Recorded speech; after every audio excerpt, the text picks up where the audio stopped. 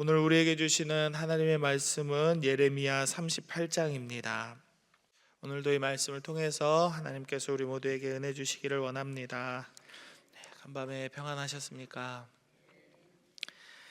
예레미야서가 이제 끝나가고 있는데요. 그래서 이제 남유다의 멸망도 가까워 오고 있습니다. 예레미야는 처음부터 끝까지 한결같은 메시지를 전했죠. 남유다가 망할 것이다. 그리고 망하기 전에 항복해라 라고 메시지를 전했습니다. 2절과 3절의 말씀을 제가 읽어드립니다. 여호와께서 이와 같이 말씀하시되 이 성에 머무는 자는 칼과 기근과 전염병에 죽으리라. 그러나 갈대아인에게 항복하는 자는 살리니, 항복하는 자는 살 것이다, 이렇게 말씀하는 거죠. 이 성이 그는 노량물을 얻음같이 자기의 목숨을 건지리라. 여호와께서 이와 같이 말씀하시니라. 이 성이 반드시 바벨론의 왕의 군대의 손에 넘어가리니 그가 차지하리라 하셨다 하는지라. 자, 바벨론 왕이 반드시 이 예루살렘을 차지할 것이다, 너희는 망할 것이다, 이렇게 이야기하는 거죠. 뭐 이런 얘기 듣고 좋아할 사람이 누가 있겠어요? 이제 우리나라 망할 거예요. 우리나라가 제일 싫어하는 나라, 뭐 중국이든 일본이든 미국이든 그 어떤 나라든지 그 나라가 이제 이 대한민국을 차지할 겁니다. 대한민국은 망할 거예요. 막 이런 얘기를 막 이렇게 강단이든 어디서 이야기했다고 생각을 해보세요. 상상도 하기 싫죠. 그런 얘기 들으면은 기분이 좋으시겠어요? 나쁘시겠어요? 이 질문 자체가 우문이죠. 우문. 당연한 얘기죠. 이 사람들도 마찬가지였을 거예요. 하나님이 우리를 선택하시고 우리의 이름을 이스라엘이라고 만들어 주시고 우리 민족을 애굽에서 탈출하게 하셔서 여기까지 오게 하셨다는데 왜 바벨론에게 우리가 망해야 되느냐? 기분 나빠, 이렇게 생각할 수 있는 거죠. 그래서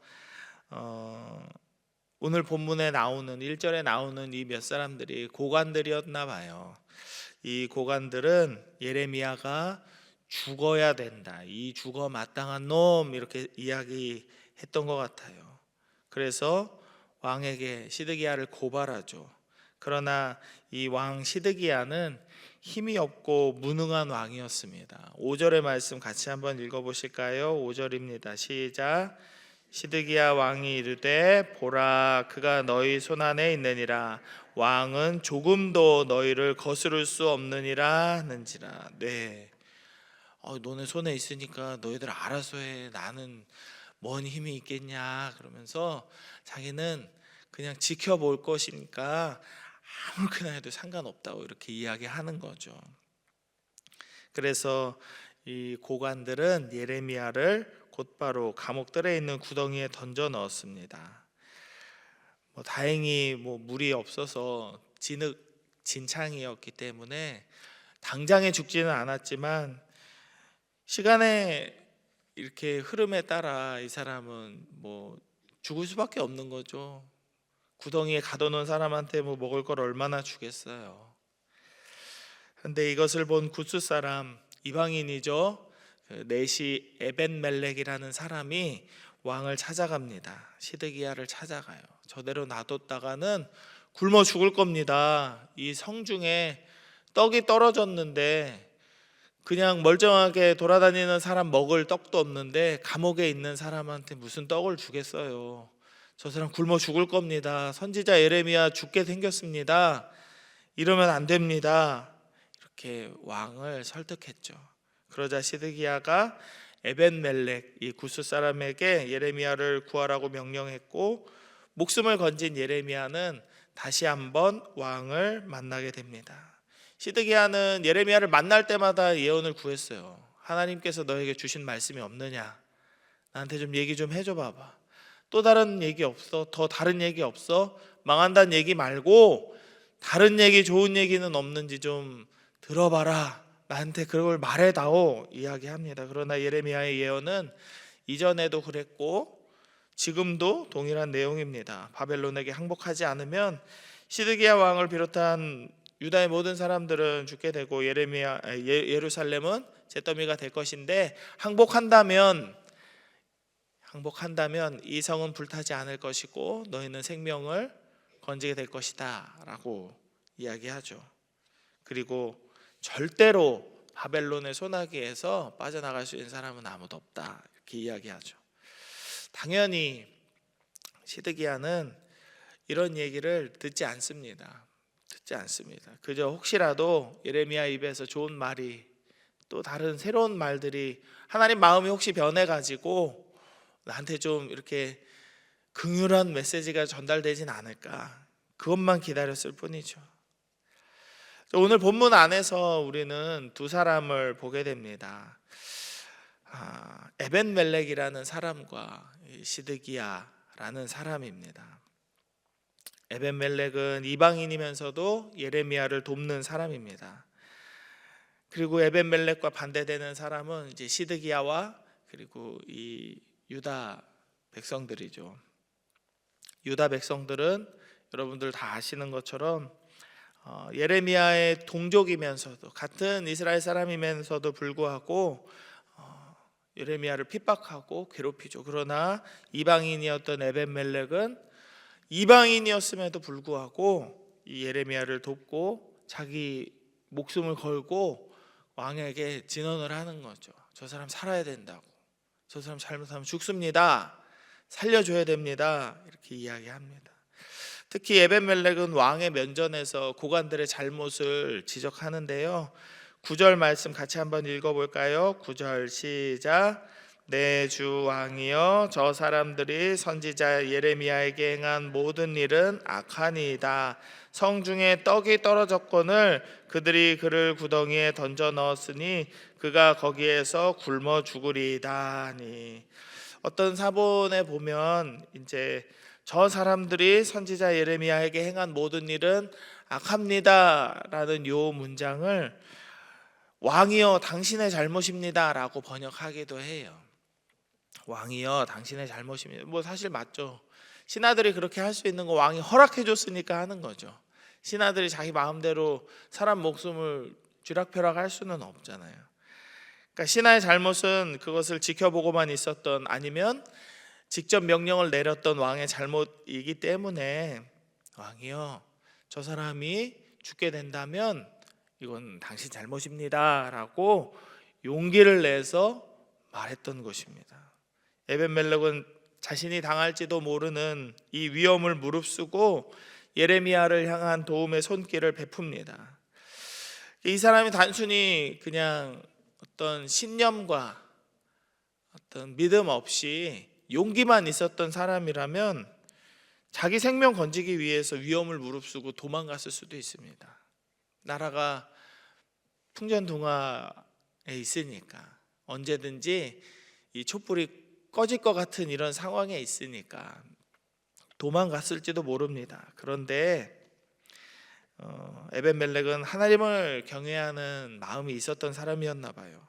그래서 아무도 믿어주지 않았던 예레미야의 말을 들어주고, 이 사람은 하나님의 선지자이기 때문에 살아야 됩니다, 이 사람이 죽는 것은 부당한 일입니다, 이렇게 하면 안 됩니다 라고 왕에게 이야기한 거죠.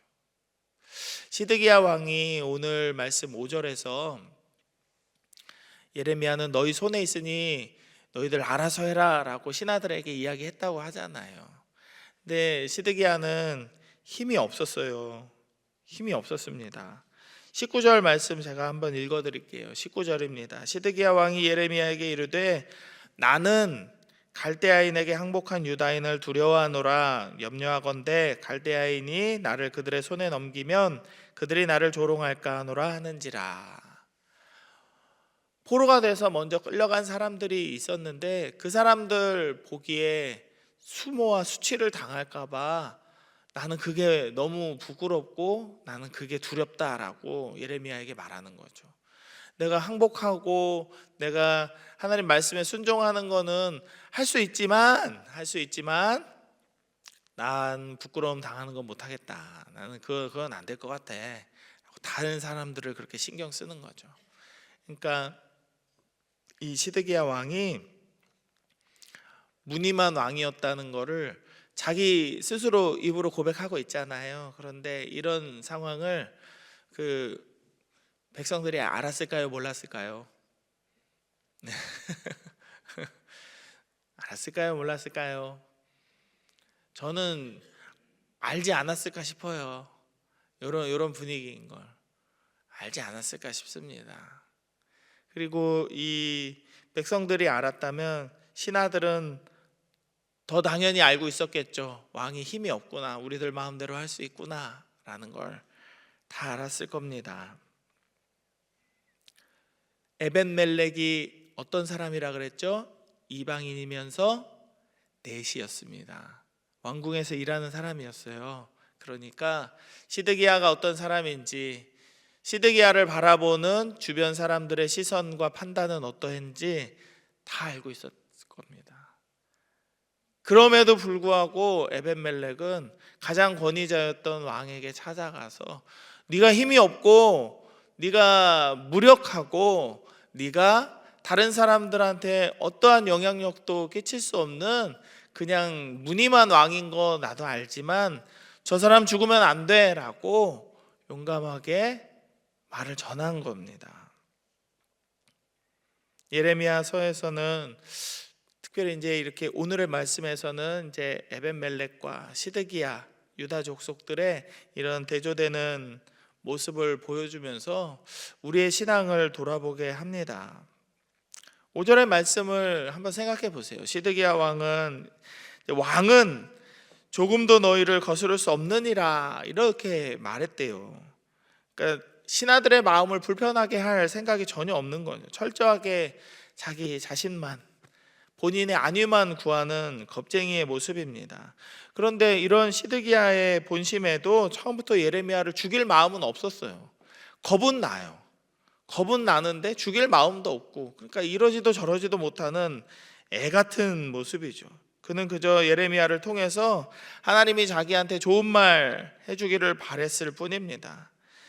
유약하고 이기적인 왕, 그 이상도 이하도 아닌 사람이죠. 그런 시드기야가 옳은 선택을 한 가지 하게 되는데 그건 바로 이 에벤멜렉이라는 신실하고 용감한 사람을 만났을 때 이렇게 합니다. 예레미야 꺼내오라고 말을 하는 거죠. 고관들이 더 높을까요? 내시가 더 높을까요?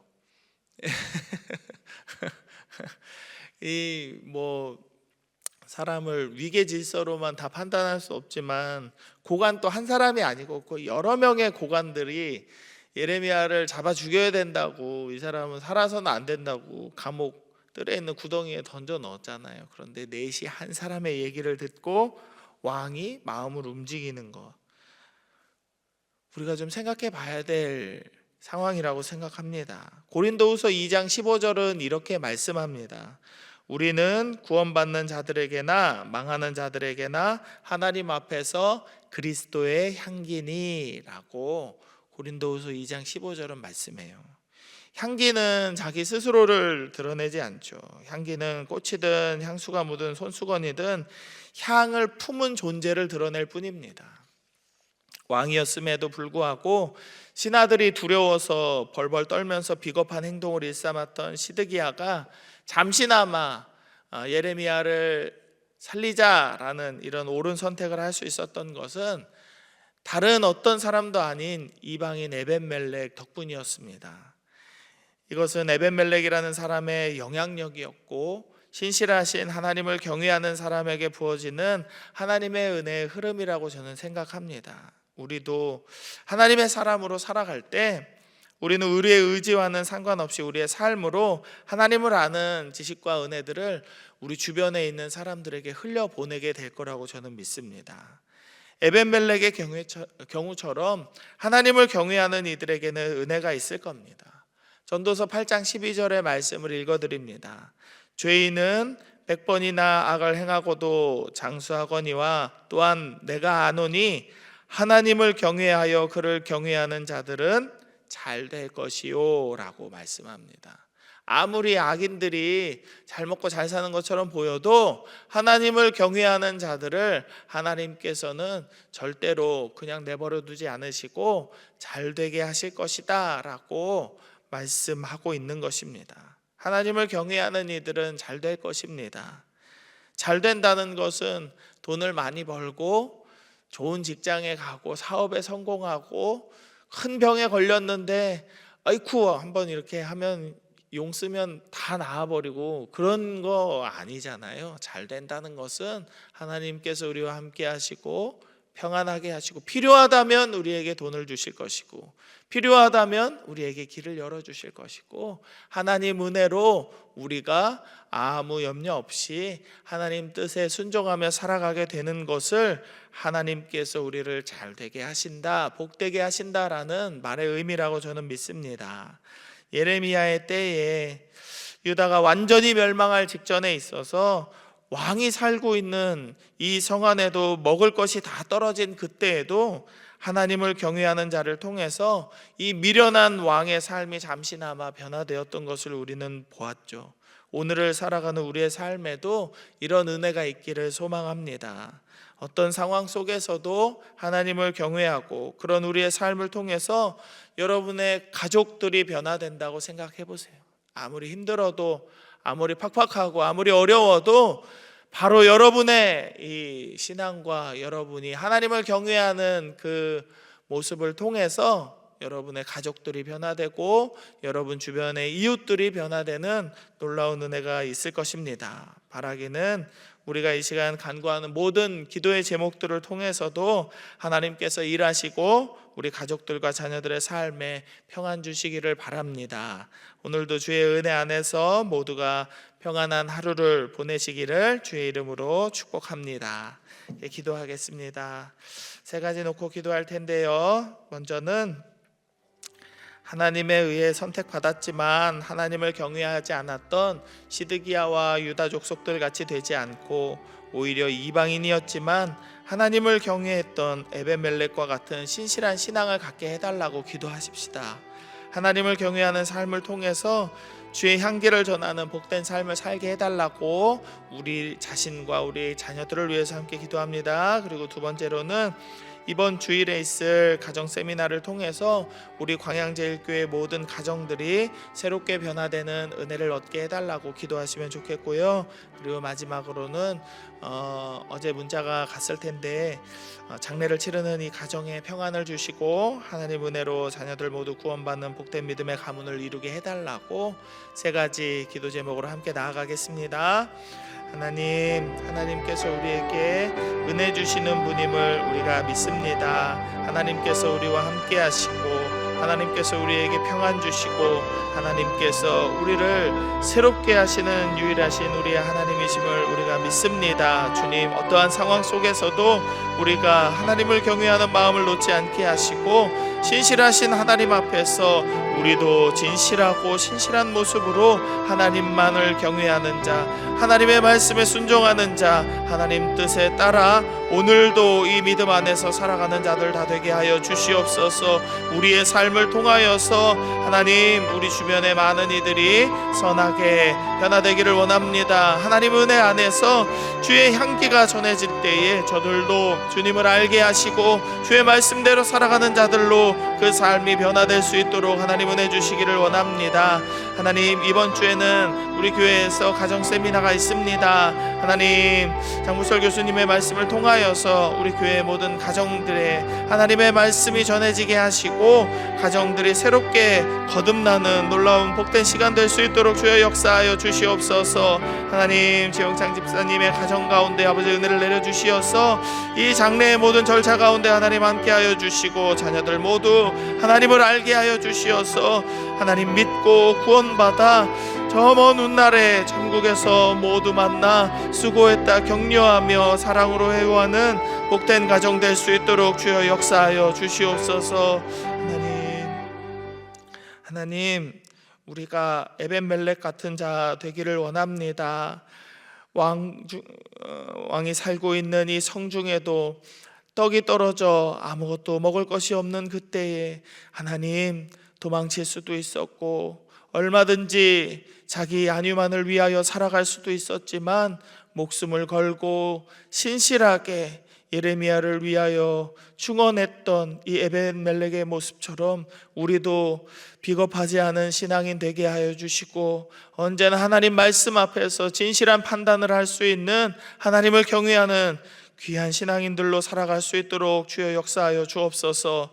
그래서 우리의 삶을 통하여서 하나님 은혜가 많은 이들에게 전해지기를 원합니다. 우리의 삶을 통하여서 주의 향기가 많은 곳에 전해지기를 원합니다. 특별히 사랑하는 우리의 자녀들과 자손들을 기억하여 주시어서 저들이 우리의 믿음보다 더 큰 믿음으로 살아갈 수 있도록 아버지, 오늘을 저들의 삶을 붙들어 주시옵소서. 그래서 저들이 하나님을 믿고 살아가는 가운데 우리 가정이, 우리 가문이 복의 통로로 서게 하여 주시기를 간절히 원합니다. 이번 주에 가정 세미나가 있습니다. 우리 모든 광양제일의 가정들이 하나님 은혜 안에서 새롭게 거듭나기를 원합니다. 말씀 안에서 서로를 사랑하는 가정들 되게 하시고, 서로를 격려하며 세워주며 하나 되는 복된 가정들, 하나님을 믿는 믿음의 가문을 이루어가게 하여 주옵소서. 오늘 장례를 치르는 가정 위에 아버지 평안을 허락하여 주시고, 장례의 절차 위에 하나님 함께하여 주시며, 하나님 은혜로 사랑하는 자녀들 모두 구원받는 복된 믿음의 가문을 이루게 하여 주옵소서. 육신의 질고로 인하여서, 연약함으로 인하여서 고통받고 있는 모든 환우들을 아버지 기억하여 주시고, 마음이 아파서 재정의 문제로, 가정의 여러 가지 문제로 주변과 사람들과의 관계 안에서 고통받는 우리 광양제일의 성도들이 있다면 주여 오늘 저들의 기도에 응답하여 주시고 저들의 아픈 마음을 위로하여 주시는 복된 하루 되게 하여 주옵소서. 모든 것 감사드리며 거룩하신 예수님 이름으로 기도드립니다. 아멘.